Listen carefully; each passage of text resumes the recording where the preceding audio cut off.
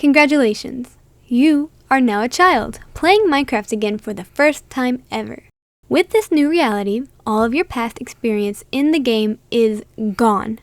This is a fresh start, one where you know nothing about the game. Every YouTube video you ever watched about Minecraft. Every one of those hours-long gaming sessions that would lead to your parents yelling at you to go to sleep. And every source that exposed you to Minecraft in the past are now wiped from your memory. Your tools are your gaming console of choice, a basic idea of how a game functions, and your childish enthusiasm to see what the hype is about. You start the game, loading into your new world, and are greeted face to face with a tree. Nice. After walking around for a bit, you learn you can do something extraordinary and proceed to punch something. Maybe it's the ground, maybe it's a tree. Whatever it is, it ends up with you having your first block in your hotbar. Great, now you know how to do one thing. If only you could figure out how to place it down again. Make that two things. Sometime later, you build a house, and honestly, you're pretty happy with that. You learned the hard way that when it's dark out, some unpleasant things happen. So now you're feeling safer by the time the sun goes down. And then, by chance, you accidentally open your inventory. There's a lot going on for your little child head. Clicking most of the blocks does nothing, but you don't give up, and all of a sudden you have a plank. So not only can you gather blocks, you can manipulate them into other blocks.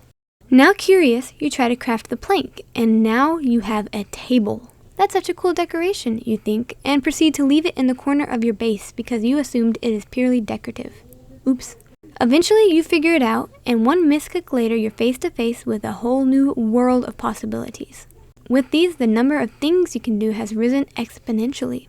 From here out, you're going to go by trial and error, and steadily gather new and exciting additions to your world. A sword is the first thing to be created, mainly out of frustration for constantly dying to the monsters in the night. And, what if there was an easier way to deal with that too? There we go, you're a genius. MIT acceptance letter win. As you get more confident, your builds get bigger, and your exploring gets bolder. Caves are still that. But now you have diamonds. It's a fair trade-off, you know? Since you're a child, however, you can't play all day, sadly. And one day, while at school, you turn to a friend and brag about your Minecraft world. After all, you now have a solid month under your belt. That's 30 days. You're basically a pro. What do you mean, the nether? You are actually not a pro.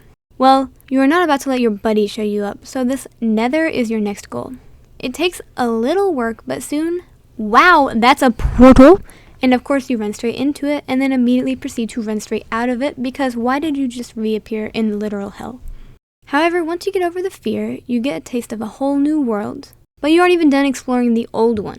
That's fine, you'll just spend a little longer looking through the caves, and then you learn about the end. And then redstone. And when you take to YouTube because you finally got your hands on your parents' phone, you discover you haven't even scratched the surface of what Minecraft can be. SMPs, combat systems, hardcore, mega build, the list goes on. And it's almost overwhelming. What happened to that feeling of simplicity that you had the first few days you played, when you were so confident that you had beat the game, just before you discovered the nether? Well, you, my dear person on the other side of the screen, I bet you expected me to say friend, didn't you? You can only be a friend if you subscribe. I love advertising my YouTube videos. Woo!